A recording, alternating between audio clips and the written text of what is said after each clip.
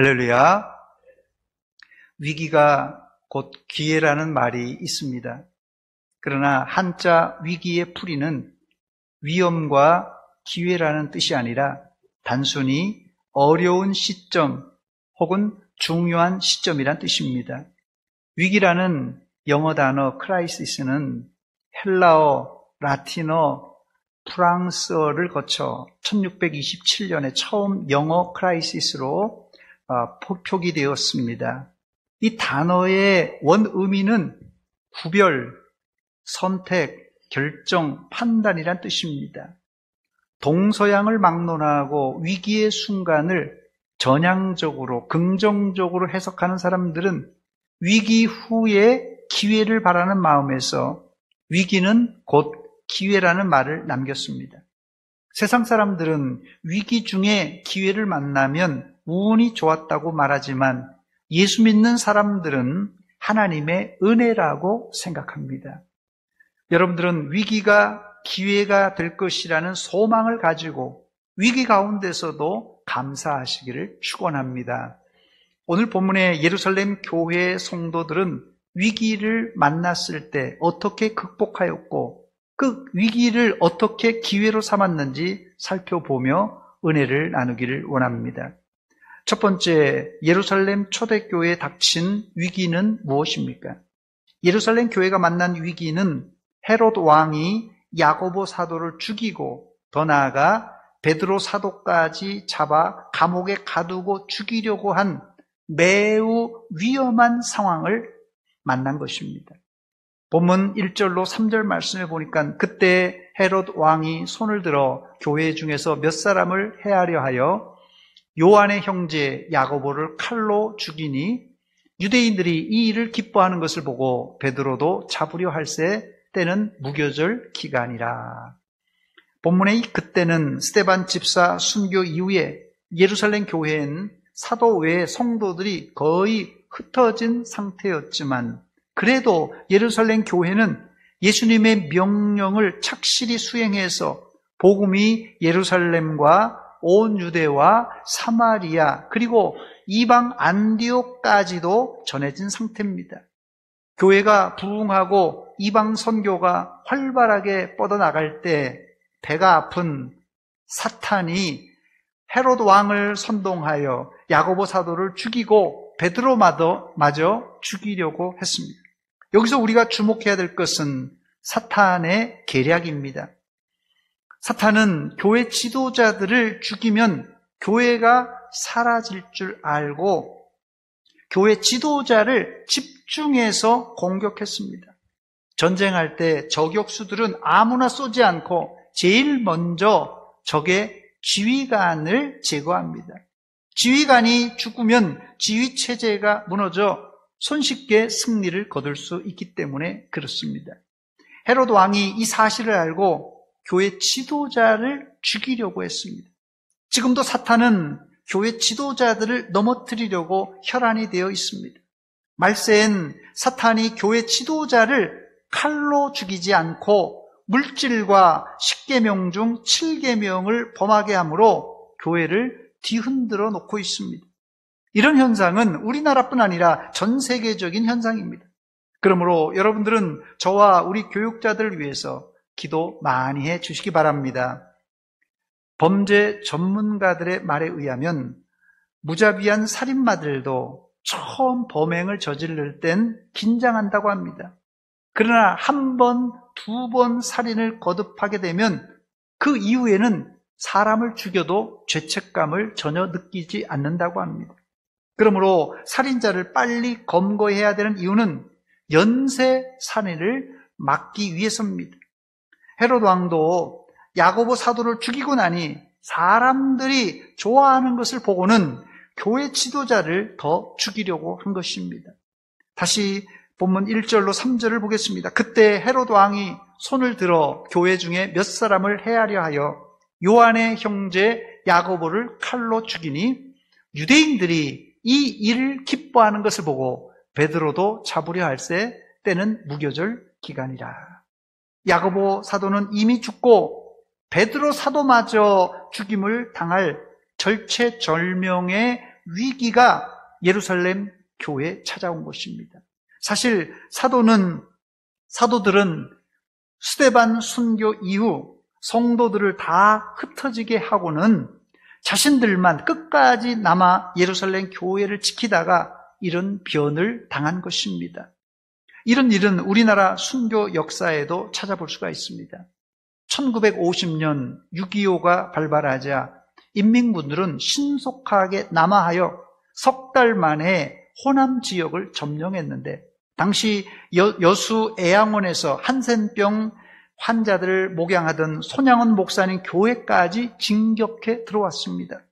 이때 손양원 목사님은 성도들을 피난시키고는 자신은 한센병 환자들 내버려 두고 떠날 수 없다고 하여 교회를 지키다가 결국 1950년 9월 28일 총살당하고 말았습니다.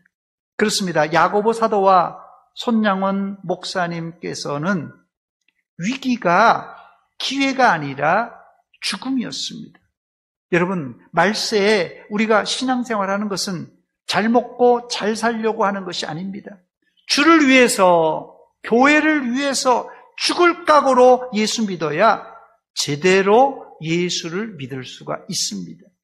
세상에서 성공했다는 사람들의 이야기를 들어봐도 설렁설렁해서 성공하지 않고 죽을 똥 살 똥, 먹을 것 못 먹고 잠잘 것 못 자고 사업을 일으켰다고 합니다. 신앙생활도 목숨 걸고 믿어야 비로소 주님의 십자가의 길을 제대로 따라갈 수가 있습니다. 두 번째, 예루살렘 초대교회가 만난 위기는 기도할 기회였어요. 본문 3절과 4절 말씀 보니까 유대인들이 이 일을 기뻐하는 것을 보고 베드로도 잡으려 할새 때는 무교절 기간이라 잡음에 옥에 가두어 군인 4씩인 4패에 맡겨 지키고 6월절 후에 백성 앞에 끌어내고자 하더라 했습니다. 베드로가 잡혔는데 그때가 무교절이라 명절 후에 사형시키려고 감옥에 가둔 상태입니다. 이때 예루살렘 교회는 무엇을 했습니까? 예루살렘 교회 성도들은 단지 기도할 뿐이었어요. 본문 5절 말씀입니다. 이에 베드로는 옥에 갇혔고 교회는 그를 위하여 간절히 하나님께 기도하더라. 여기 간절히 기도하더라 말 속에 이 간절이라는 단어는 헬라어로 에크텐노스라는 단어인데요. 이 단어는 신약 성경에 딱 2번 기록되어 있는데 베드로 전서 1장 22절에는 이 단어를 뜨겁게라고 번역했습니다. 마음으로 뜨겁게 서로 사랑하라. 간절한 기도는 다른 말로 예루살렘 성도들이 베드로 사도를 살리려고 하나님께 불같이 뜨겁게 기도했다는 뜻입니다. 예루살렘 교회 성도들이 베드로를 살리려고 얼마나 열심히 기도했는지를 느낄 수 있는 단어입니다. 사실 누구나 등 따시고 배부르면 기도 안 합니다. 역설적으로 한국 교회 새벽기도, 철야기도, 산기도, 금식기도 등등 기도회가 왕성했던 이유는 6.25 사변 이후 우리나라는 사실 북한보다도 못 살았습니다. 그때 기독교인들도 너무 힘드니까 간절히 뜨겁게 기도했습니다. 그렇습니다. 위기는 우리에게 기도할 기회를 제공해 줍니다. 그런데 우리나라 GDP가 10,000달러, 20,000달러, 30,000달러를 넘어서 40,000달러에 다다르자 한국 교회 안에 간절한 기도, 절박한 기도, 뜨거운 기도가 사라지고 말았습니다. 여러분들은 위기를 기도의 기회로 삼아 기도하여 응답받으시기를 주의 이름으로 축원합니다. 우리는 기도하고 문제가 해결되면 자기가 잘나서 응답된 줄 알고 하나님께 감사하지도 않고 당연하게 생각하는 경향이 있는데, 이러면 하나님이 얼마나 섭섭하겠습니까? 실컷 울고불고 기도해서 하나님이 응답해 주셨건만 정작 응답받은 사람이 모르고 지나간다면 하나님도 섭섭할 것입니다. 사실 오늘 본문에 예루살렘 성도들이 그런 상태였어요. 다시 본론으로 돌아와 예루살렘 초대교회는 베드로 사도가 감옥에 갇혀 죽을 날만 기다리고 있을 때 하나님께 기도할 것밖에 없었습니다. 즉 위기를 통하여 초대교회는 기도할 기회를 잡은 것입니다. 위기를 작정하신 하나님은 우리가 위기 중에 기도할 것까지도 계획해 놓으셨습니다. 세 번째, 예루살렘 교회가 기도할 때 하나님이 움직이셨습니다. 헤롯 왕이 야고보 사도를 죽이고 나자 군중들이 기뻐했습니다. 그래서 베드로도 죽이려고 옥에 가두었습니다. 이때 예루살렘 성도들의 간절한 기도에 하나님은 즉시 응답하셨습니다. 하나님은 베드로가 갇힌 감옥에 천사를 보냈습니다.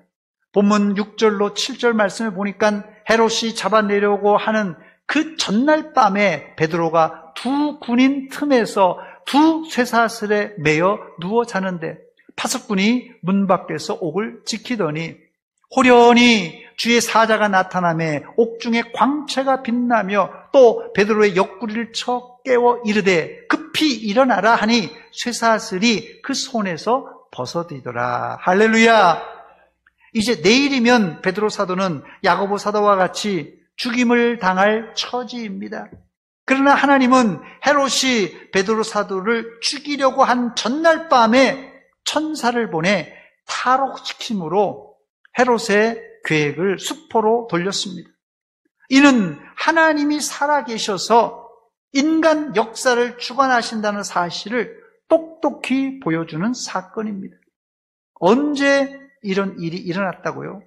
예루살렘 교회 성도들이 간절히 뜨겁게 기도했을 때 하나님이 응답해 주셨습니다. 지금도 기도하면 하나님은 우리에게 이런 기적을 보여주실 줄 믿습니다. 여기 감옥에 갇힌 베드로의 상황을 보면 베드로 한 사람을 철통같이 지킨 것을 알 수 있습니다. 본문 6절에 보니까 헤롯이 잡아내려고 하는 그 전날 밤에 베드로가 두 군인 틈에서 두 쇠사슬에 매여 누워 자는데 파수꾼들이 문 밖에서 옥을 지키더니 했습니다. 베드로 사도는 현재 군인 4씩 4패 16명이 지키고 있는데 거기다가 두 군병이 밀착해서 베드로를 지키고 있는데 아예 두 군병 틈에서 자고 거기에다가 쇠사슬로 한쪽 군인의 손과 베드로 사도의 손을 묶고 반대편 군인의 손과 베드로의 손을 묶어서 꼼짝달싹도 못하는 상황입니다. 이런 상황에서 빠져나온다는 것은 불가능합니다. 그런데 어떻게 해요? 갑자기 호련히 천사가 나타나더니 옥중을 환히 비치면서 베드로의 옆구리를 쳐 잠자던 베드로를 깨웠습니다. 사실 베드로는 양손이 두 군인의 손과 묶여 있어서 일어날 수 없는 상황이었어요. 그런데 신기하게 베드로가 일어나자 쇠사슬이 저절로 벗어졌습니다. 그리고는 베드로가 겉옷을 입고 띠를 띠고 신을 신고는 천사를 따라 나가자 사실 이때까지 베드로는 환상인 줄 알고 비몽사몽간에 따라 나온 것입니다. 그런데 베드로가 첫째, 둘째 파수를 지나 시내로 통한 쇠문에 이르렀는데 그때 쇠문이 스르르 저절로 열리면서 거리로 나오자 천사는 곧 떠났습니다. 여러분, 2000년 전에 예루살렘 감옥문이 최신식 자동문이었다는 것을 알고 계셨습니까? 어떻게 쇠사슬이 저절로 풀리고 쇠문이 저절로 열린 것입니까? 이것은 전적인 하나님의 능력으로 베드로를 구출한 것입니다. 그러나 여기서 빼놓지 말아야 될 것은 성도들의 간절한 기도, 뜨거운 기도가 있었다는 사실입니다. 저는 이 대목에서 신기한 것은 베드로 사도가 두 군병 사이에서 쇠사슬에 묶인 상태로 잠을 잤다는 것이에요. 잠을 잤다는 것이에요. 베드로 사도가 지금 잠자고 있을 때입니까? 내일이면 죽을 목숨인데 이런 상황에서 잠이 옵니까, 여러분? 우리가 작은 일 가지고도 예민해서 잠도 못 이루는데 내일 사형 집행이 예약된 사형수가 쇠사슬에 묶여 잠을 잔다는 것은 하나님이 베드로에게 깊은 잠을 주셨다고 밖에 이해할 수 없는 상황입니다. 끝으로 네 번째, 한 가지 실망스러운 것은 아까도 말씀드렸듯이 예루살렘 성도들은 베드로 사도를 살려달라고 기도한 후 기도 응답이 그들 코앞에 왔는데도 깨닫지 못했습니다. 천사의 인도로 감옥에서 빠져나온 베드로 사도는 자기를 위하여 기도하던 성도들에게 달려갔습니다. 본문 11절과 12절입니다. 이에 베드로가 정신이 들어 이르되 내가 이제야 참으로 주께서 그의 천사를 보내어 나를 헤롯의 손과 유대 백성의 모든 기대에서 벗어나게 하신 줄 알겠노라 하여 깨닫고 마가라 하는 요한의 어머니 마리아의 집에 가니 여러 사람이 거기에 모여 기도하고 있더라 그랬어요. 베드로 사도는 자기를 위하여 기도하고 있는 이 마가 요한의 집에 달려가 문을 두드렸을 때 이 로데라는 여자아이가 나와 영접하고는 너무 반가워서 문을 열지도 못하고 사람들에게 알리려고 집 안으로 들어가고 말았습니다. 로데는 기도하는 사람들에게 베드로가 문 앞에 와 있다고 하자 아무도 믿질 않았습니다.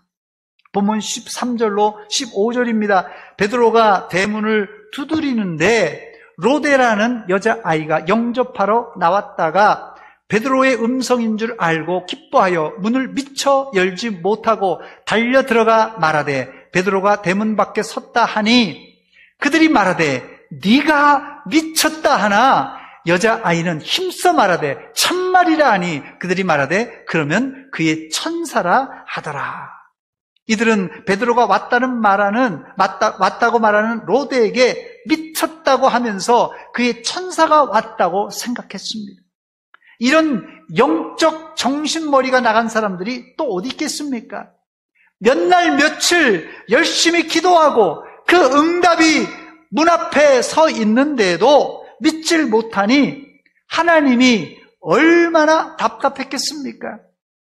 저는 이런 분들을 위해서 기도 노트나 기도 일기를 써보라고 권하고 싶습니다.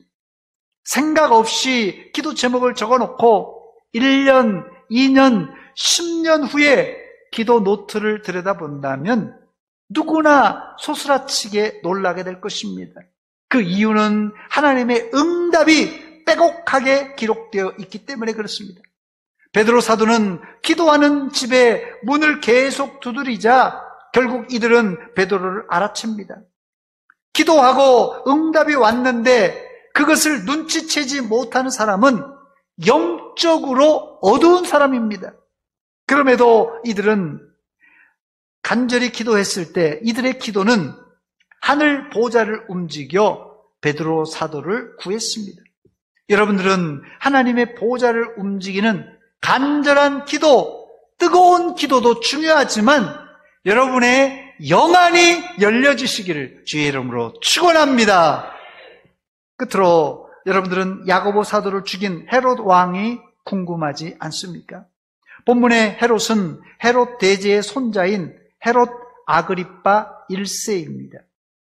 야고보 사도를 죽이고 베드로 사도까지 죽이려고 한 헤롯 아그리빠 1세는 오늘 본문 사도행전 12장 23절에 그의 최후가 기록되어 있는데 그는 주의 사자가 치자 벌레에 먹혀 죽임을 당하고 말았습니다. 사도행전 12장 23절입니다. 헤롯이 영광을 하나님께로 돌리지 아니하므로 주의 사자가 곧 친히 벌레에 먹혀 죽으니라.